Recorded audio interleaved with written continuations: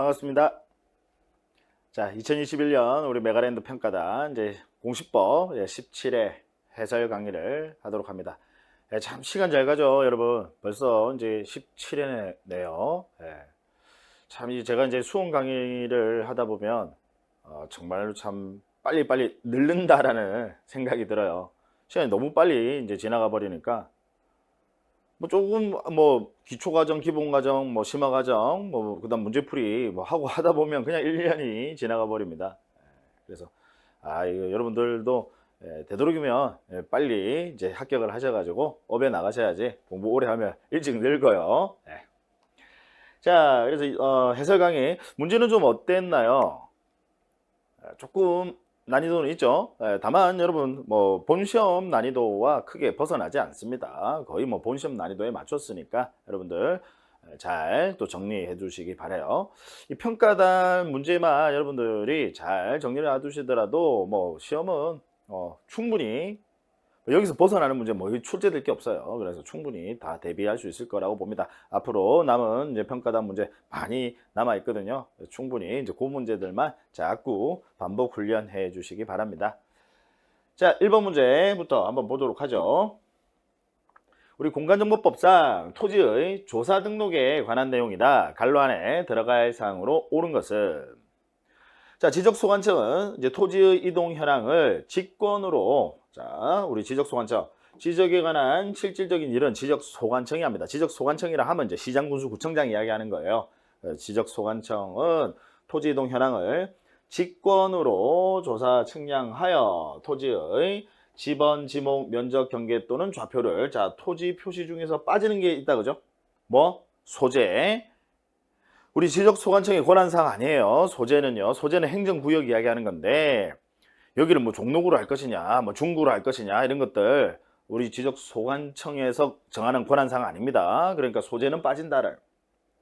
다만 지적은 권리관계가 아니라 사실관계 팩트니까 직권주의가 적용이 된다. 그래서 소유자 신청을 원칙으로 하되, 우리 소유자 등의 신청을 원칙으로 하되, 소유자 등이 신청하지 않았을 때는 직권이 발동된다. 그래서 직권으로 조사 측량하여 우리 토지 표시 중에서 소재 제외하고 이제 결정하려는 때는 먼저 토지 이동 현황 조사 계획을, 왜 이동 현황 조사를 나가야 되니까 뭐 토지 표시가 바뀐 걸 토지 이동이라고 하거든요. 그럼 바뀐 게 있는지 조사를 나가야 되니까 조사 나가기 전에 먼저 뭐부터 수립? 계획부터. 그래서 토지 이동 현황 조사 계획입니다.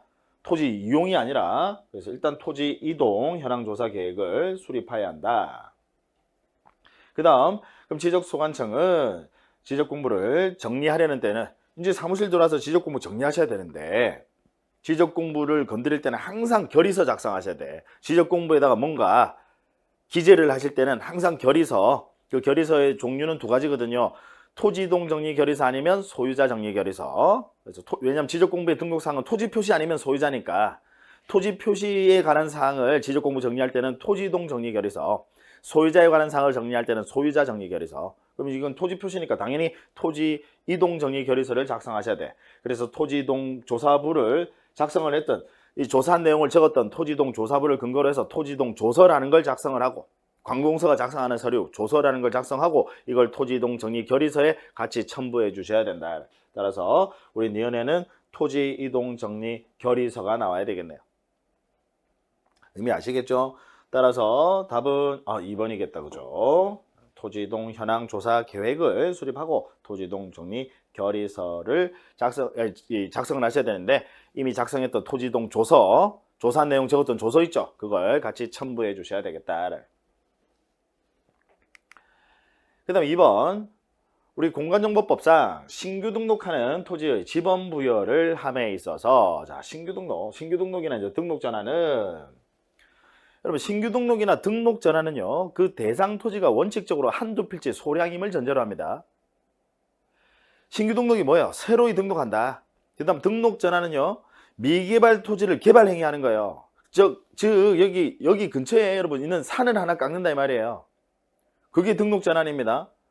그럼 등록 전환의 경우 그 대상 토지의 면적 자체가 한 필지의 면적이 넓어서 그렇지, 대상 토지는 원칙적으로 한두 필지 소량임을 전제로 해요. 그래서 신규 등록과 등록 전환은 한두 필지 소량임을 전제로 하니까 지번을 부여할 때 본번일까요? 부번일까요? 부번을 붙인다 이 말이지. 그래서 원칙은 바로 옆에 있는 인접 토지의 본번에 부번을 붙이는 방식으로 한다. 왜? 한두 필지 소량이니까 다 돼 있으니까 야 그냥 너는 인접 토지 바로 옆에 있는 데다가 그냥 부번만 붙여 이 말이죠. 어차피 한두 필지 소량이니까. 이해하시겠죠? 자, 그래서 지번 부여를 함에 있어서 그 지번 부여적의 최종 본번 다음 순번에 본번으로 부여하는, 원래 부번을 붙이는 건데 본번으로 부여하는 예외를 찾아라 이 말이죠. 예외 세 가지 기억나세요 여러분? 최멀려 외워주셔야 돼요. 최멀려 최종 지번에 인접해 있거나 대상 토지가 마침 최종 지번에 인접했을 때는 무슨 얘기냐, 예를 들어서 신규 등록, 미등록 토지가 발견이 됐는데 그 지번 부여적의 최종 지번이 마침 190번인데 190번 바로 옆에 미등록 토지가 발견됐다. 그러면 굳이 190의 1로 할 필요 없다 이 말이지. 왜? 되도록이면 본번으로 부여하는 게 원칙이니까요. 되도록이면 본번. 따라서 이때는 그냥 191로 지번 부여할 수 있다라는 겁니다. 최종 지번에 인접해 있는 경우. 그 다음 대상 토지가 멀리 떨어져 있으면 인접 토지의 개념 자체가 없습니다. 그래서 이때도 역시 본번으로 부여할 수 있다. 그 다음 대상 토지가 한두 필지임을 원래는 전제로 하는데 신규 등록과 등록 전환은 한두 필지 소량임을 전제로 하는데 예를 들어서 뭐 바다를 매립을 했다. 그래서 한 1000필지가 생겼어. 근데 여기다가 뭐에 1, 뭐에 2, 뭐에 1000 곤란하다 이 말이죠. 그래서 이때는 역시 본번으로 부여할 수 있다라는 거. 최멀려 세 가지 외워주셔야 돼요. 네. 기억 최종 지번의 토지에 인접해 있는 경우, 그 다음 대상 토지가 이미 등록된 토지와 멀리 떨어져 있는 경우, 그 다음 대상 토지가 여러 필지로 되어 있는 경우. 기억니은 디귿이네요. 그죠? 네. 이게 답이다. 그죠? 네. 그 다음 리을 얼토당토하는 소리입니다. 대상 토지에 주거용 또는 사무실 등의 건축물이 있는 경우, 이 건축물이 있는 경우는 이거 분할이나 합병에서 나오는 거죠. 그 다음 대상 토지 소유자 신청이 있는 경우 아니에요. 그래서 기억, 니은, 디귿이 답이다. 그죠? 최멀려.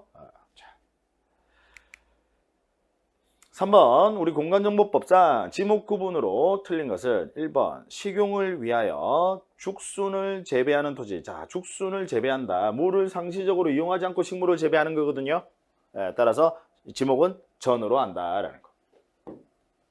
1번은 맞네요. 그다음 2번 연왕골 등을 재배하지 아니하고 자생한다. 그럼 연왕골을 재배하면 연왕골 물을 상시적으로 이용해야 되는 거거든요. 재배하면 답인데 재배하지 아니하고 자생한다라는, 그러면 물이 고여 있는 곳 유지. 그래서 유지로 한다. 그래서 2번 맞고.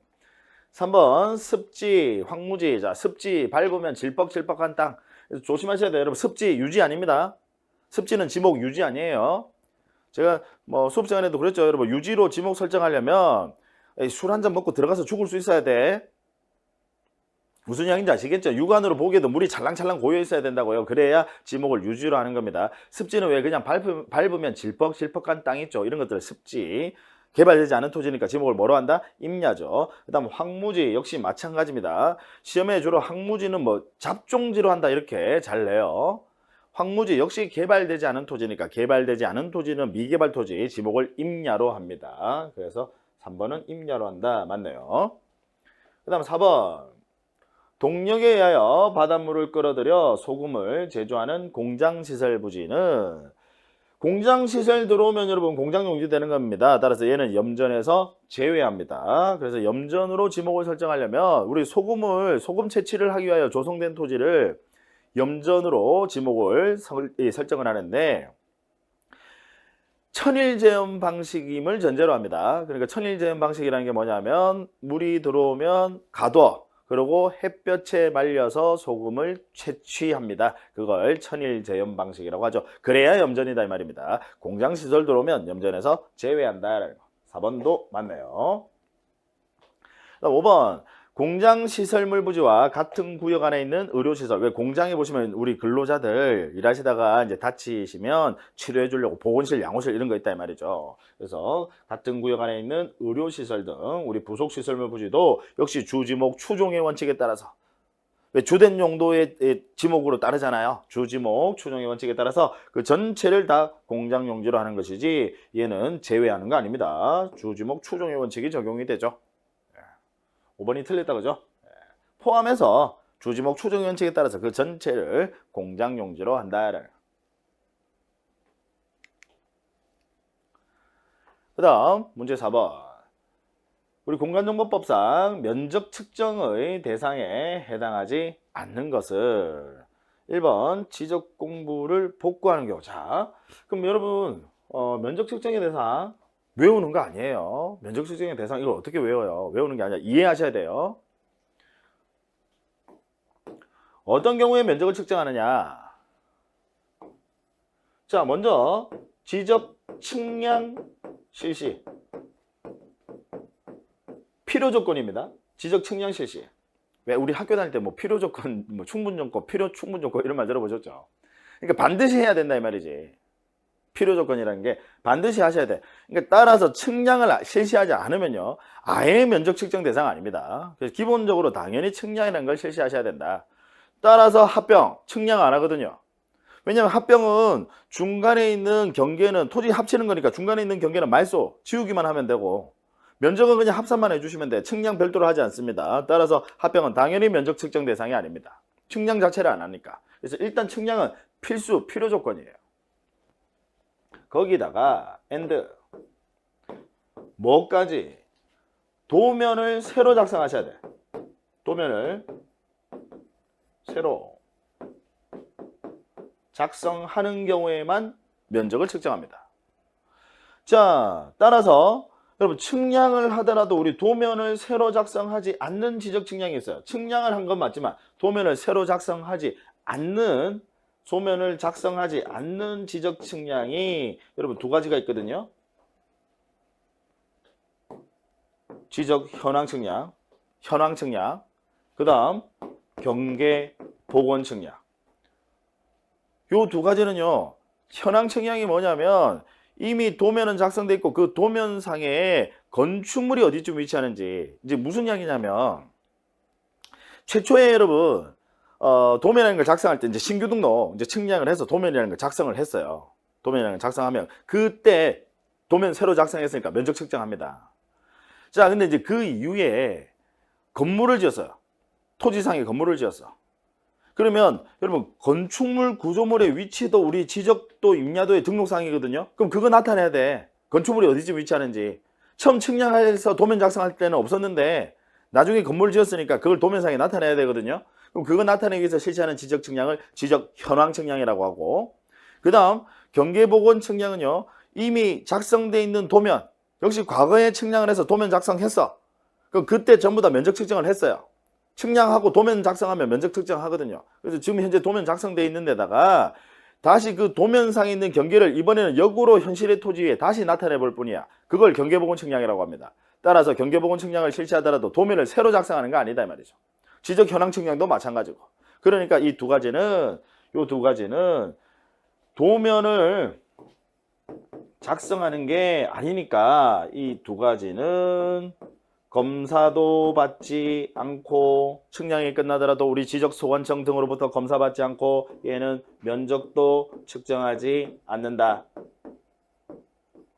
그래서 현경에는 다른 세부 측량은 전부 다 측량하고 나면 도면 새로 작성하는 거니까 다 검사도 받으셔야 되고 면적도 새로 다시 측정하셔야 되는데, 이 두 가지는 도면을 새로 작성하지 않으니까 측량이 끝나더라도 검사받지 않고 면적도 측정하지 않는다. 그래서 현경이는 게을러서 아무것도 하지 않는다. 다른 건 다 하는데. 네, 알아두셔야 돼요. 자, 따라서 여러분 면적 측정 대상에 해당하지 않는 거, 그러면 지적 공부를 복구하기 위하여 복구 측량을 실시를 하면 도면 새로 작성합니다. 그러면 당연히 그거 가지고 면적 측정하죠. 그래서 얘는 면적을 측정하고, 합병은 아예 지적 측량 실시하지 않습니다. 그러니까 면적 측정 대상 아니고요. 역시 분할의 경우에도 마찬가지로 측량 실시합니다. 토지를 분할하려면 측량하셔야죠. 눈으로 딱 보고 여기까지 300제곱미터, 여기까지 뭐 100제곱미터 되시는 분 있으면 연락 주세요. 큰 돈 벌 수 있으니까. 당연히 안 된다 그죠? 그래서 안 되니까 뭐 하셔야 돼요? 측량. 그래서 분할하기 위해서는 당연히 지적 측량 실시하셔야 되고, 측량하시면 도면 새로 작성합니다. 그러면 그 도면 가지고 다시 면적을 측정합니다. 면적 측정하는 거 맞고, 그 다음에 신규 등록 역시 측량해서 도면 새로 작성합니다. 그럼 그 도면에 의해서 면적을 측정하는 거예요. 도면 가지고 여러분 면적 측정하는 겁니다. 그 지적도 임야도 도면 가지고. 그래서 일일이 도면 가지고 이제 길이를 재는 거예요. 삼각형으로 쪼개서. 왜냐하면 한 필지는 우리 도면상에서는 하나의 다각형으로 나오거든요. 그럼 다각형 우리 넓이 계산할 때 지금은 못하지만 어렸을 때 학교 다닐 때 했잖아요. 그럼 삼각형으로 쪼개 다각형은. 그래서 밑변과 높이 길이를 잰다 이 말이에요. 다만 일반적인 자를 가지고 길이를 재는 게 아니라 전자면적 측정기라는 도구를 이용해요. 그래서 전자면적 측정기법. 다만 경계점 좌표등록부 시행지역은 이미 그 작성되어 있는 도면이 좌표까지 등록이 돼 있어. 그러니까 삼각형으로 쪼갤 필요 없다 이 말이지. 좌표만 알면 바로 계산할 수 있으니까. 물론 지금은 못하지만 예전에 어렸을 때 하지 않았습니까? 그죠? 그래서 좌표 면적 계산법. 경계점 좌표 등록부 시행지역만 좌표 면적 계산법. 그 다음 그 외에 나머지 지역들. 그 원래 이제 당연히 나머지 지역이 훨씬 많죠. 전자면적 측정기법. 일일이 삼각형으로 도면상에 쪼갠다 이 말이죠. 자, 그 다음 5번 등록 전환을 하는 경우 정밀도가 훨씬 높은 1200분의 1의 축척으로 지적도라는 도면 새로 작성합니다. 당연히 면적 측정하죠. 자, 그 다음 5번 지적공부와 우리 등록상의 연결이 틀린 것을 1번 토지대장. 우리 토지대장에는 고유번호, 토지 고유번호 19자리 숫자, 사람들 왜 주민등록번호처럼 고유번호 등록하고요. 그 다음 고유번호와 장번호는 항상 세트예요. 좌측 상단에 고유번호 나오고 우측 상단에 장번호 나옵니다. 그래서 고유번호, 장번호. 자, 대장이니까 당연히 고유번호와 장번호 등록을 하고요. 다만 도면에 도면번호를 등록하는데 토지대장과 임야대장에도 도면번호를 등록해서 도면과의 연결관계를 나타내 줍니다. 원래 도면번호는 당연히 도면에 등록합니다. 즉 지적도, 임야도, 경계점, 좌표등록부. 도면에 도면번호가 나오는 건 당연한데요. 근데 토지대장과 임야대장에도 도면번호를 등록을 시켜야 그래야 여러분 대한민국의 모든 토지는 토지대장 아니면 임야대장에 등록이 돼 있거든요. 그럼 우리는 둘 중에 하나를 먼저 열람을 해본다 이 말이지. 그럼 열람을 해보면 거기에 도면번호가 나와 있으면 쉽게 그 해당 토지의 도면을 찾아볼 수 있겠죠. 그래서 토지대장과 임야대장에 도면번호 역시 등록합니다. 그래서 등록상 맞네요. 그 다음 2번 임야대장에는 소유자의 성명, 소유자에 관한 사항. 우리 토지대장, 임야대장에는 당연히 소유자에 관한 사항 나오죠. 성명, 명칭, 주소, 주민등록번호, 소유자가 변경된 날과 그 원인, 즉 소유자에 관한 사항 맞네요. 그 다음 지적도에는 도각선과 그 수치, 도면의 테두리선, 도각선과 그 수치 등록하는 거 맞고, 삼각점 및 삼각점은 제가 여러분 국가기준점이라고 했습니다. 더 상위의 기준점이에요. 우리 지적기준점보다 더 상위의 기준점입니다. 국가기준점, 삼각점은요. 그래서 삼각점 및 지적기준점의 위치 등록상 맞아요. 우리 지적도 임야도에는 삼각점, 삼각점은 참고로 우리 삼각형 모양으로 표시를 하고 그 다음 지적기준점 중에서 가장 상위에 있는 지적삼각점은 지적삼각점, 얘는 동그라미에서 십자가, 그 다음 지적삼각 보조점은 동그라미에서 10개 색칠을 하고 그 다음 지적도곤점은 그냥 동그라미로 이렇게 도면상에 나타냅니다. 그 위치를 나타낸다 이 말이죠. 예, 삼각형인데 여러분들 오해하실라. 삼각점은 이렇게 삼각형으로 이렇게 도면상에 나타냅니다. 자, 어쨌든 어떻게 나타내는가는 시험범위 아니에요. 그러니까 삼각점 지적기준점의 위치는 등록사항이다라는 거 그것만 알아두시면 됩니다. 맞죠? 그 다음 4번 경계점 좌표등록부는 색인도가 아니라 부호도죠. 부호도. 색인도는 지적도, 임야도의 등록사항입니다. 그래서 4번이 틀렸네요.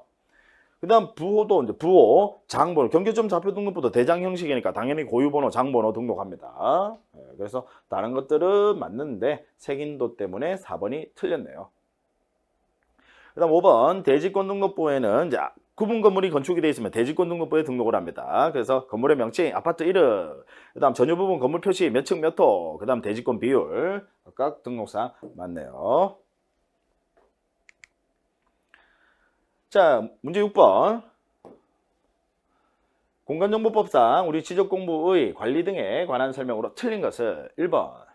지적공부를 정보처리 시스템을 통하여 기록 저장한 경우. 자, 지적공부 정보처리 시스템을 통해서 기록 저장했다. 지적공부는 제가 그랬죠. 전산화되지 않은 지적공부. 얘가 원칙. 그 다음 전산화된 지적공부. 즉 정보처리 시스템을 통해서 기록 저장한 지적공부도 둘 다 존재한다는 거. 지적공부는.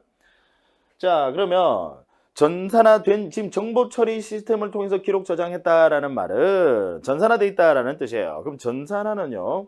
장점이 아주 많지만 치명적인 단점이 있어. 바이러스 먹으면 한 방에 전체가 날아가 버려요. 그래서 우리 전산화되어 있는 것은 일단 당연히 지적공부니까 연구 보존을 하되 우리 시장군수구청장 얘가 지적소관청이에요. 그러니까 너 연구 보존해. 지적을 담당하는 관청이니까 당연히 연구 보존하고 전산화돼 있으니까 불안하니까 야, 그 위에 있는 시도지사 너도 연구 보존해 말이지.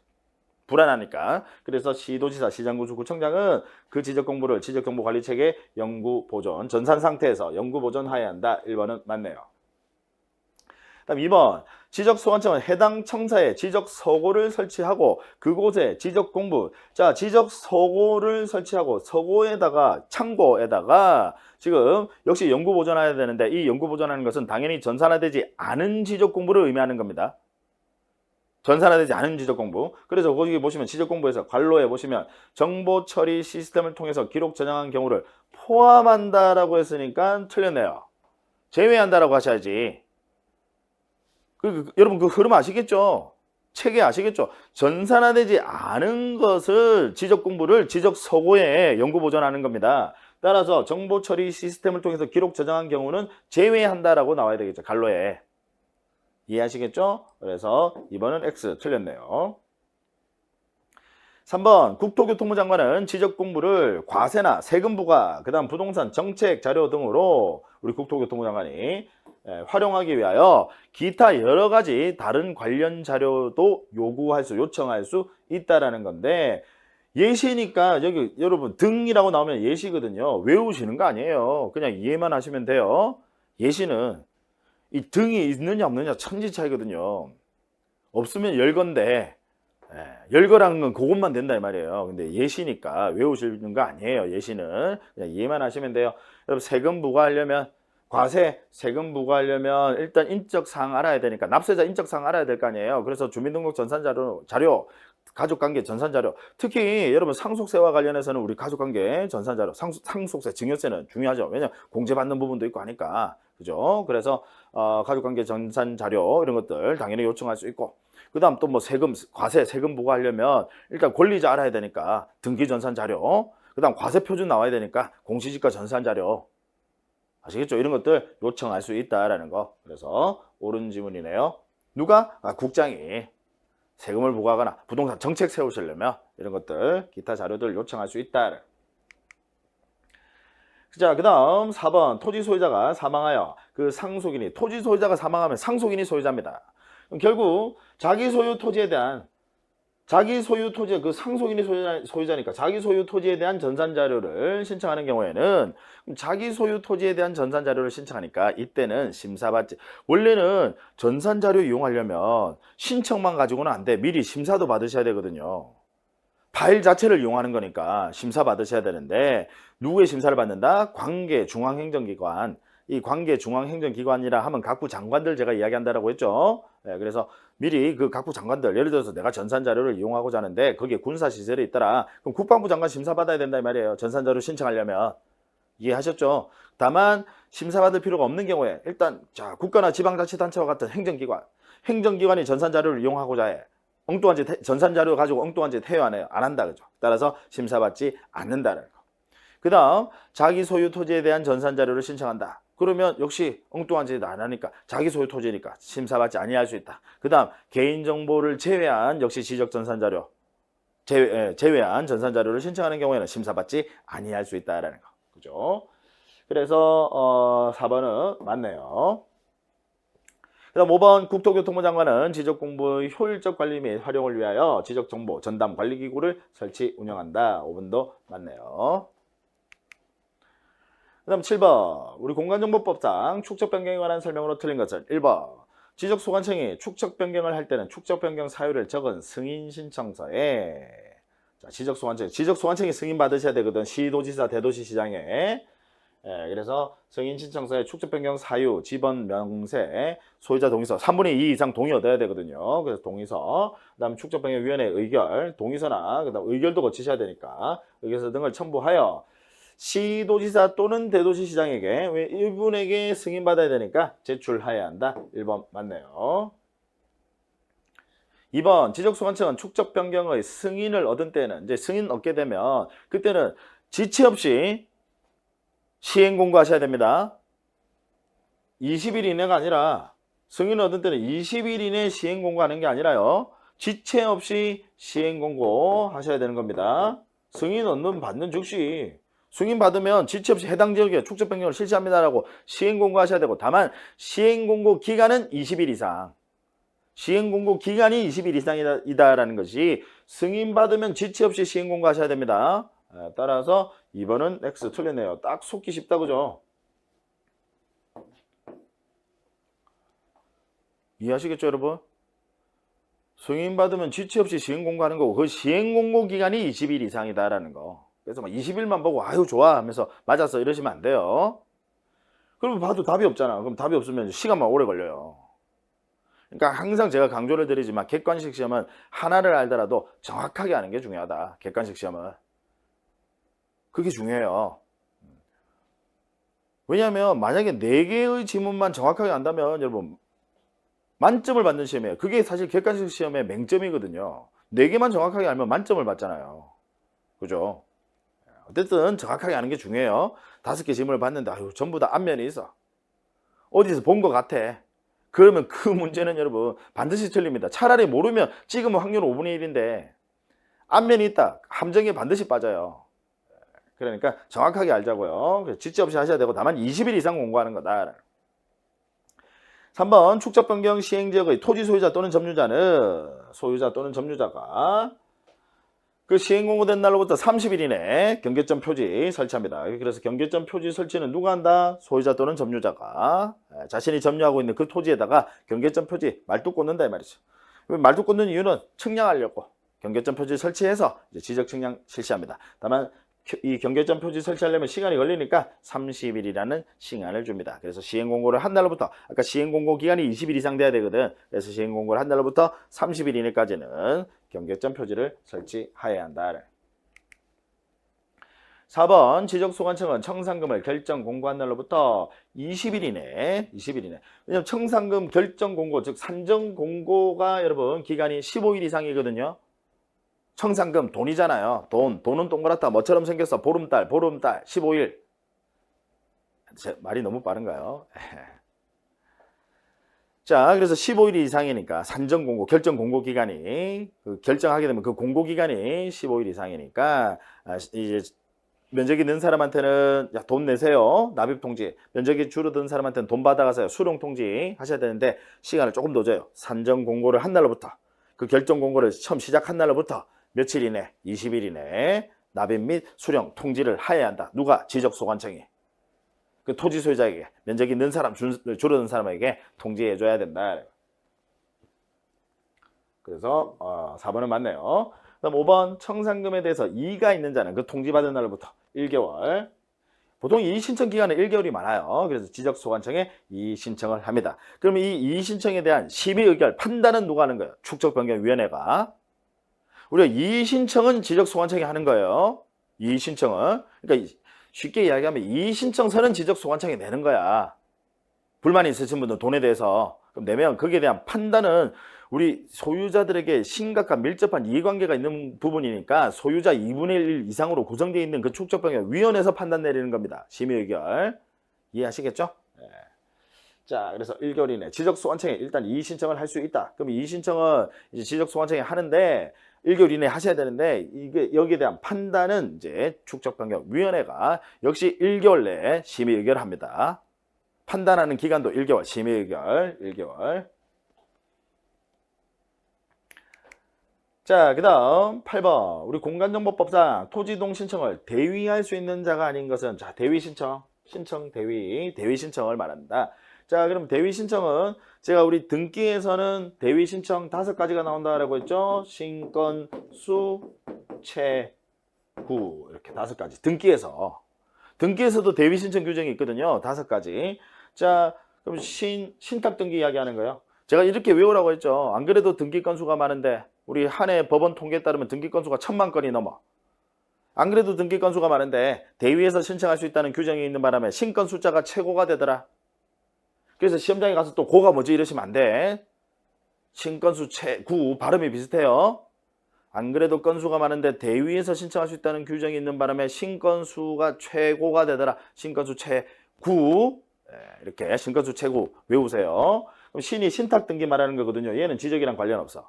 그 다음 건은 건물 멸시 등기 역시 관련 없어요. 자, 그러면 우리 지적에서는 세 가지 수용, 채권자 대위, 구분 건물. 수용, 채권자 대위, 구분 건물의 경우에는 우리 지적에서도 역시 대위 신청 규정을 두고 있습니다. 자, 그래서 같이 보시면 1번 공공사업, 여러분 공공사업 얘는 뭐랑 관련이 있죠? 수용과 관련이 있다 말이죠. 공공사업 수용과 관련이 있죠. 그러니까 역시 원래는 소유자가 토지동 신청하는 건데 그 소유자를 대위해서 누가 사업시행자가 대위해서 신청할 수 있다라는 거. 그 다음 2번 국가나 지방자치단체가 취득 역시 뭐랑 관련이 있죠? 수용. 국가나 지방자치단체가 토지를 취득한다. 수용과 관련이 있죠. 그러니까 역시 대위 신청 규정을 둔다라는 거죠. 그죠? 그래서 얘도 대위 신청 규정 두고 있는 거 맞고. 그 다음 3번 주택법에 따른 공동주택 구분 건물 이야기하는 거죠. 공동주택 구분 건물. 공동주택 하면 여러분 구분 건물.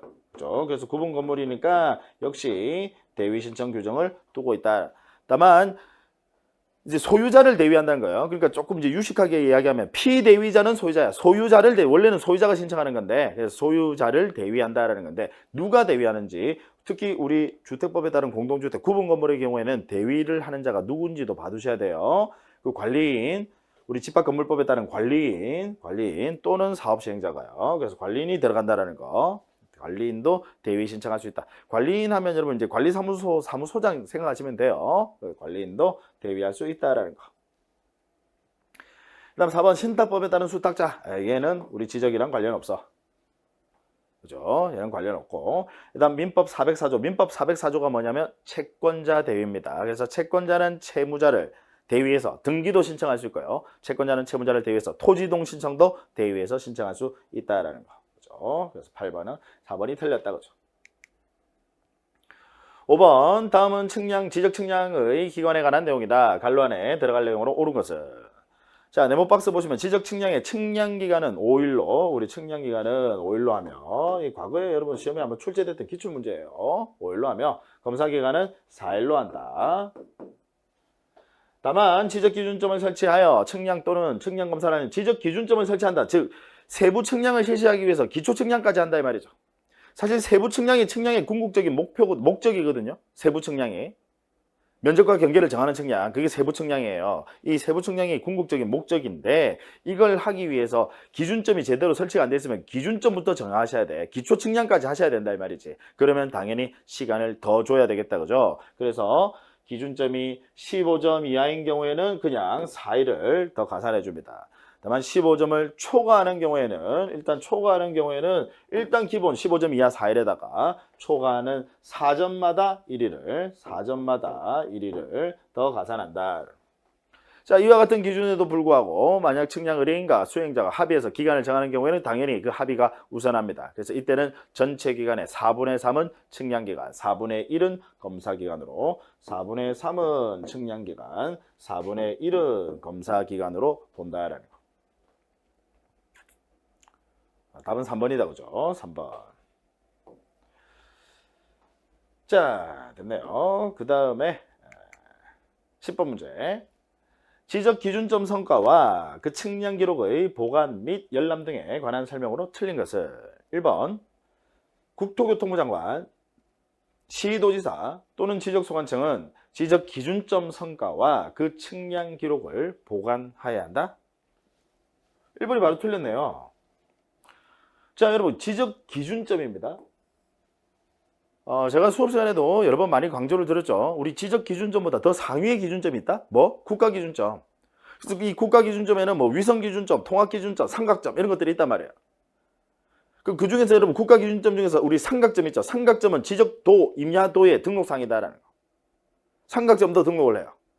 지적 기준점은 물론이고. 아시겠죠? 더 상위의 기준점이에요. 그럼 이 국가 기준점 누가 관리하셔야 되느냐? 이거 국장 관리하셔야 돼. 국장이. 그러니까 우리 지적 기준점 중에서 가장 상위의 기준점인 지적 삼각점. 삼각점과 지적 삼각점은 다른 겁니다. 이 지적 삼각점을 시도지사 관리하고 그다음 그 밑에 있는 지적 삼각 보조점과 지적 도원점 이건 그냥 지적 소관청이 관리해 이 말이야. 그래서 여기에 국장이 들어가시면 안 돼요. 국장은 국가 기준점 관리하셔야 됩니다. 그래서 1번은 X. 2번 지적 삼각점 성과를 이제 열람하거나 공시니까 당연히 열람하거나 그 성과에 대해서 등본 발급받을 수 있습니다. 그러면 관리권자가 누구예요? 지적삼각점이니까 지적기준점 중에서는 제일 상위의 기준점이네. 시도지사. 그러니까 시도지사한테 하셔도 되고 이분 바쁘시거든. 관리권자는 시도지사에게 신청하셔도 되지만 바쁘시단 말이에요. 밑에 누가 있어요? 지적소관청. 그래서 또는 우리 지적소관청에 신청할 수 있다라는 거. 그래서 2번은 맞네요. 3번 지적상가 보조점 성과. 여러분 보조점 성과는 이제 그 밑에 지적소관청이 관리권자거든. 그럼 지적소관청 밑에는 더 없어. 따라서 열람하거나 등본 발급 받으실 때는 당연히 지적소관청에 신청하셔야 됩니다. 지적상가 보조점은. 3번 맞네요. 그 다음 지적도군점 성과. 여러분 지적도군점 성과. 가장 하위의 지적기준점, 지적도군점. 역시 관리권자가 지적소관청이니까 당연히 지적소관청에 열람 등본 발급 신청하여야 합니다. 그 다음 5번 지적기준점 성과. 이제 지적기준점. 한마디로 표현하면 지적기준점이다. 그죠? 요 세 가지를 한마디로 표현하면 지적기준점이에요. 그래서 지적기준점 성과의 열람 등본 발급 신청을 받은 시도지사 또는 지적소관청. 그죠? 시도지사 또는 지적소관청. 지적소관청은 이를 열람하게 하거나 등본을 발급하여야 한다. 맞네요. 이걸 이제 또 여러분들 뭐 기출문제 보시면 시도지사 또는 지적소관청에 당연히 신청하는 거잖아요. 그러니까 이분이 열람하게 하거나 등본 발급 등본 발급해 주셔야 되는데 이걸 또 뭐 지적청약 수행자 이런 걸로 바꿔서 얼토당토하게 시험에 또 바꿔서 출제하기도 합니다. 맞다 그죠? 네. 자, 여기까지. 아마 여러분 이제 문제 풀어보시니까 이제 조금 익숙해지시니까 조금 나은가요? 제가 조금 더 뭐 자세하게 이제 뭐 설명을 해드리면 좋은데 계속 또 일정이 있어서 오늘 이제 이 정도 하시면 아마 그래도 충분하게 해설은 되었으리라고 봅니다. 자꾸 복습하시고요. 일단 복습이 중요해요. 자꾸 복습을 하시고 우리 평가단 문제 여기서 특별히 벗어나는 문제 시험에 출제되지 않으니까 계속 그 문제 잘 정리해 두시기 바랍니다. 자, 고생 많으셨고요. 역시 다음 시간에 뵙도록 하겠습니다. 수고 많으셨습니다.